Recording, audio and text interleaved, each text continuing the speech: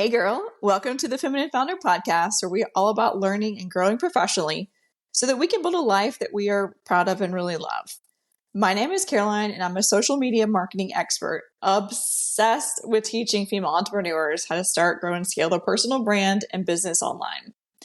This podcast is all about sharing our stories and learning from each other on how to navigate our professional journey so that we can live our best lives. So if you're just starting your entrepreneurial journey, or if you are growing and scaling an epic company, you are in the right place, friend. Today, I have Megan Kachigan with me. Megan is a DFY marketing partner, fractional CMO. She's a values-first marketing expert, speaker, and podcaster. Welcome, Megan. So glad to be here. So you and I met virtually recently. We were both in the room. And for those listening, I always talk about the importance of getting in the room. So you and I were in Taylor's room on a virtual networking event a couple weeks ago recently. And you said something that really sparked my interest. And that was you immediately said that you talked about values-based marketing. So I wanted to get you on here. I want to tell your story, your entrepreneurial journey, and then let's get into the values-based marketing and why everyone needs to be marketing that way. Not pitch slapping. Yes. Okay. Very excited to share this. So you want me to just jump into my journey? Yeah. Tell me where you are now and how did you get there? Yes. So now I do what I call values first marketing because, as you said, it is very much needed in this day and age, especially with trust in 2025 just being at all-time lows. And then with you being on LinkedIn, like you were saying, like it's just a pitch slap every other day.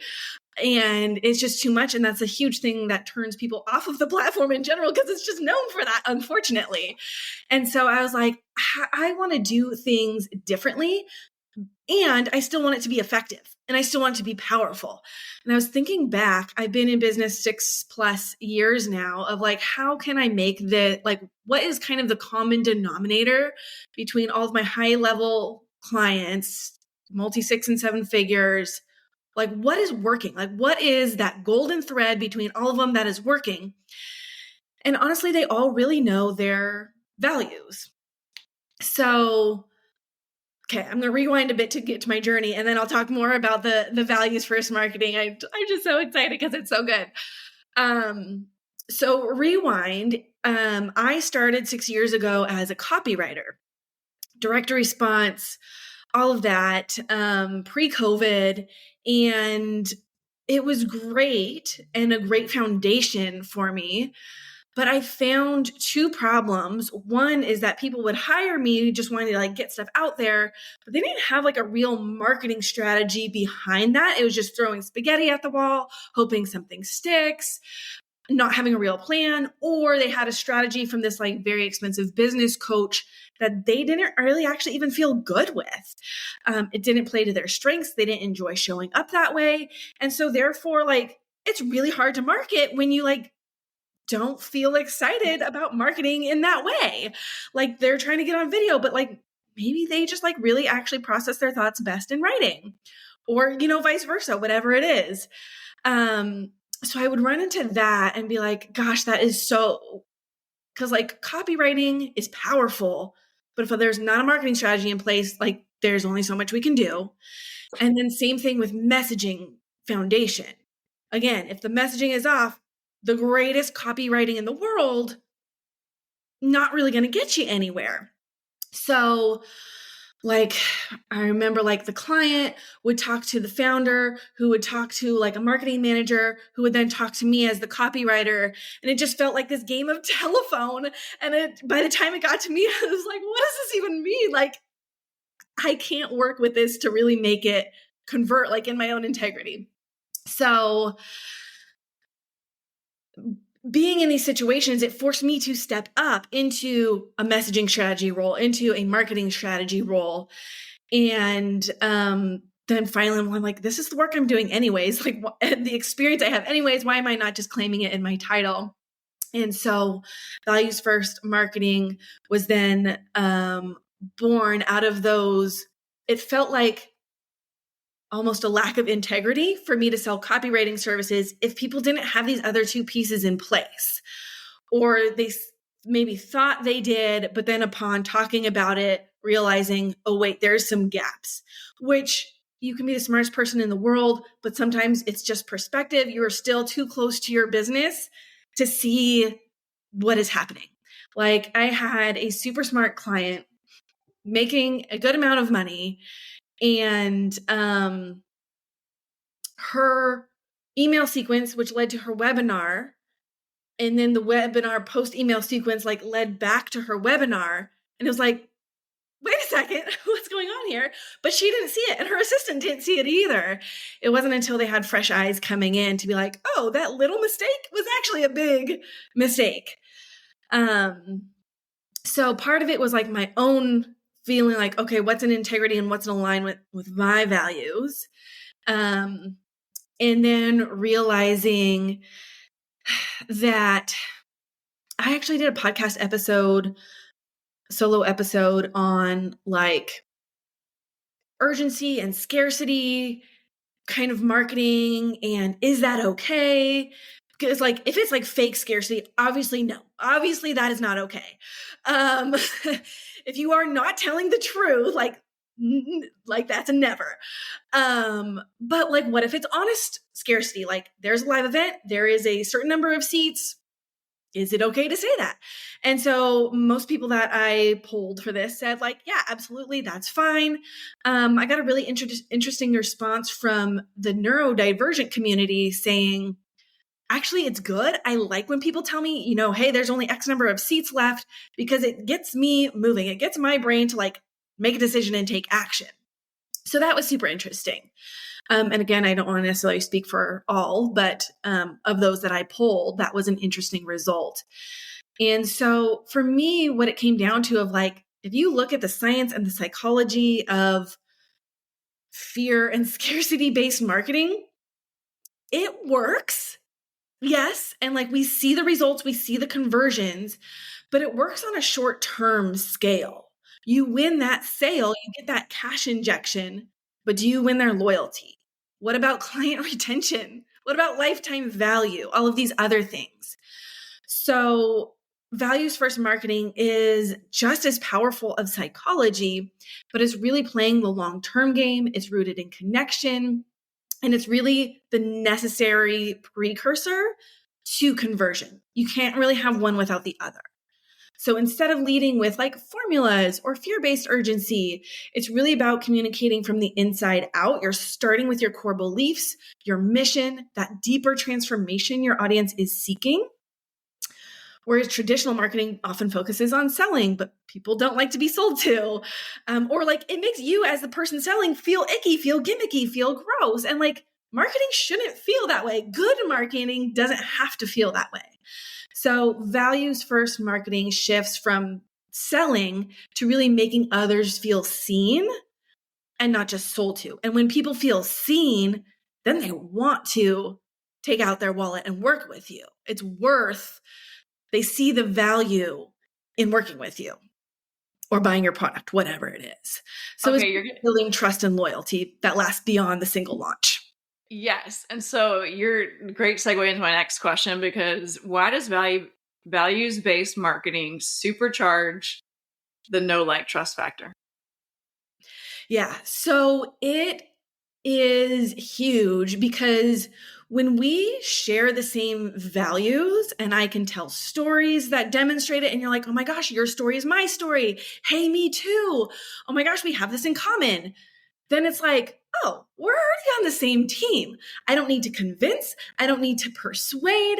I don't need to do any of these weird gimmicky things, because we are already in agreement.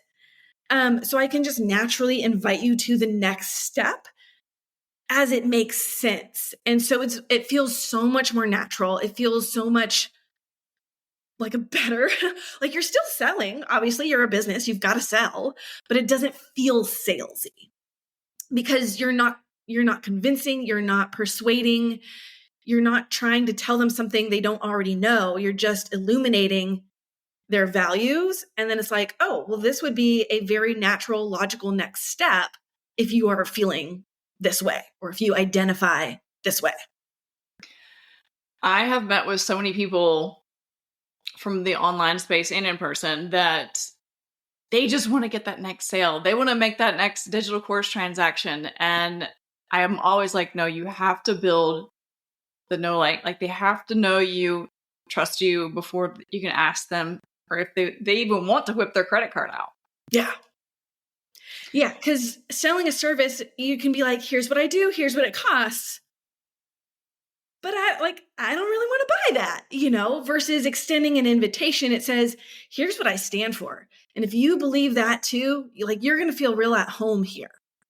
There's a difference between that transactional feeling versus the transformational, and the shared values really create a bridge between you and your audience, helping them see your offer, not just as a solution, but as a fit to them, their specific thing that they're going through, that you get it. So does this values-based marketing work on evergreen funnels or exchanging time for money? I mean, how and why and when does this work? I would say all of the above. Any type of marketing it applies to, it can be adapted to, it can work for. And I would say, especially in this day and age, you've got to. Trust is at all-time lows. There was a study where it was 88% of people say trust is the number one thing that is going to help their buying decision, make their buying decision. And so you've really got to lead with that first. So why is it important to start talking about your values? Yeah, so people can identify with them so that they know, hey, I'm on the same team. And it doesn't necessarily have to be direct of I value XYZ. It can be stories that demonstrate how you express those values. It's you living out those values, not just saying, that I believe in XYZ, but here's how I am living them out. So I have a client, for example, her intention for the year was community, and she sells a raw vegan bar. So she, one of the ways she sells is at farmers markets. And she started to do a kid zone once a month at the farmers markets to create community. And so just doing a craft themed for a holiday around that month or whatever. And it brought community and families in around her product. It has nothing to do with, what she sells, the ingredients or how healthy it is or whatever. It was just creating community, because that really meant a lot to her and kind of just what keeps her going in the hardship of being an entrepreneur. So that was really cool to see her value in action and then leading to more sales. So the values-based marketing, I understand the concept and I love it. And you and I both do LinkedIn and Instagram. How do you communicate and market that on both channels? How would you suggest? Yeah. So first, I would say it comes down to clarifying your brand's non-negotiable values. So what is it that you stand for? What is it that you will not tolerate? What is it a clear no for you in business? And I have these questions in my messaging journal, which I'm going to share at the end, but it's 52 prompts that's going to help you really clarify these things and bring it out of you. So first is clarifying what the heck are my values even, and really getting to those on a deeper level, peeling back those onion layers. And then step 2, I would say, is to connect those values to what your audience already believes and already wants. And then convert by showing how your offer is the next natural step, not because you pushed, but because it aligned. So a lot of that is through storytelling. And I feel like it doesn't really matter the platform. It doesn't really matter email, podcast, social, whatever. These types of stories, getting them out there in whatever medium, it works. Let's take a quick break. For those of you that didn't know, I recently launched a digital marketing agency specifically tailored to help you grow your personal brand and business on LinkedIn. My digital marketing service is a white glove, done for you solution, which means I'll be fully supporting your growth on LinkedIn. Services include creating custom content for you, coming up with a LinkedIn strategy, engagement, direct messaging management, and customer acquisition targeting. So if you're interested in learning more, send me a direct message on LinkedIn. I'd love to learn more about you and how I can best support you. You kind of segue a little bit into something I talk about and teach all the time is people can feel your energy from across the screen. And if you're out there trying to sell and shove your offers down people's throats, like that just is a huge ick. Yes. And you have to lead. I don't know if energy could be a core value or not, but that is part of the selling and the marketing. Yeah, which is another reason why values first marketing works so well is because you are in your energy where you're like, I really believe in this. Like, this is the hill that I am going to die on. Like, you know that like what you stand for and what you believe in, and then if someone like disagrees with you, you're like, okay, you can disagree because this is truly where I stand. And so as we get bigger in business, as we get more visible, more people will, like the peanut gallery of the internet, are going to have their things to say. And it doesn't matter. Like, you can stand more strongly, more firm, because you know what you stand for and what your business stands for. And the people who align with you, like, they are going to fight for you. They are going to it's a more of a movement than just, here's my product, here's my service. It's so much deeper, so much bigger than that. Okay, so you and I both work in the marketing space. Why is it so important that every single business owner markets their business? No matter what platform you choose, no matter whether or not you are comfortable showing up on camera, off camera, on video, not. Why does every single business owner need to be doing it? Yes. I mean, otherwise you're on the feast and famine roller coaster cycle of like, I have clients, I don't need to market. Oh, I don't have clients, I need to market. I have clients, I don't need to market. I don't have clients. Oh, I do need to market. And so if you just market consistently, save your nervous system that stress, and you become consistent in your brand presence, your reputation, your expertise in being out there. You're not going to miss opportunities. You're not going to leave money on the table. And I always say, you don't have to do all the things in marketing. You don't have to show up on all of the platforms. Start with the one that like really fits your strengths, talents, gifts, whatever, where you want to show up, where your energy is like, you're going to actually be excited about showing up and not feel like it's a chore on your to-do list. And then like, know your minimum viable marketing strategy so that when life happens, when kids are sick, when, your roof is leaking, like when life just lifes because it's life, what is the minimum that you can still do that can maybe takes you just 15 minutes a day? Know what that is so you can always do it. You can always be consistent. And then seasons where life is going great, add on a little bit more. But always know like what your minimum viable is, so that you have that consistency in your business and you're never without clients, because so many people, like good business owners, rely on word of mouth and referrals, which is great because that means you're doing a good job. People are referring you. We like that. And they often bring in the best clients for sure, but it's not consistent. You can't control when people are sharing your name in a room or not. And so the marketing just brings more consistency to your business, to your cash flow, keeps your nervous system more regulated. And I think just keeps you fired up about what you do.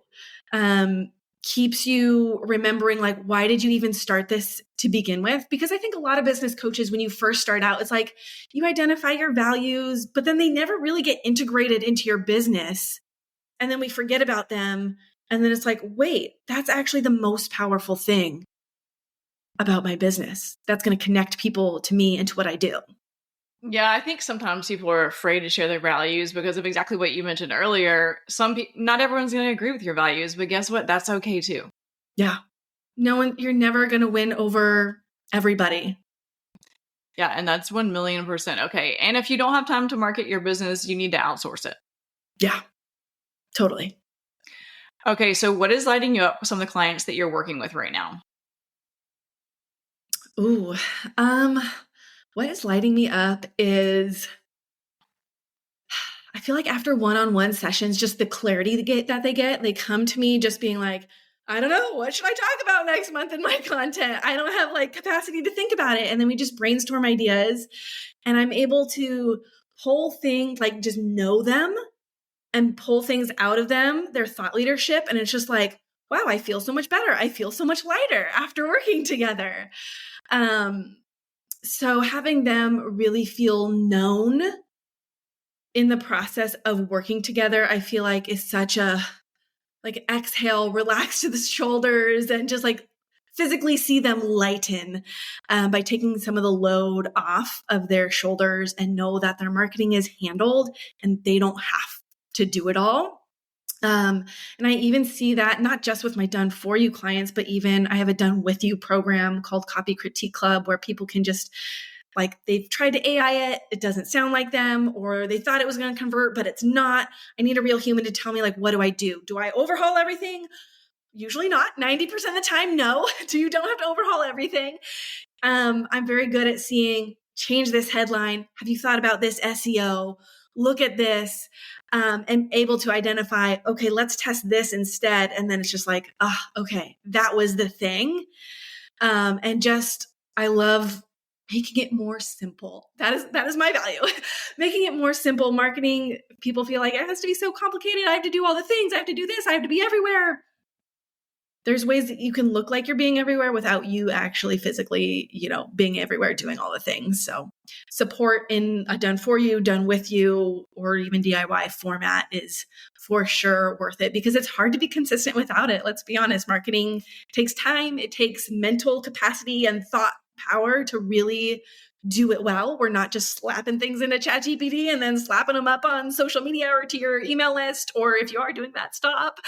Because you're losing trust with your audience if people can tell that it's not you, if it's not your heart, if it's not your values really behind it. And again, especially with AI just churning out content and like it's so noisy out there, the way to cut through the noise is not to shout louder, but to really go inward and say, okay, what is it that makes me different? And often your values are a different where you will find your unique positioning, your differentiating factor. Okay, I love that you just said that. So how can our listeners find you? Yes. So you can find me on the Values First Marketing podcast. That is my podcast. And then I would also love to share my messaging journal, my messaging clarity journal in this Values First framework. So if you loved what we were talking about and you're like, okay, what are the questions I need to be answering? Like, how do I even, people have created so much content just from going through the journal and be like, oh, I can post that. So that link is in the show notes and it's normally $37, but for listeners of this podcast, you can use the code journal7 and you'll get it just for $7. Thanks, Megan. Thank you so much.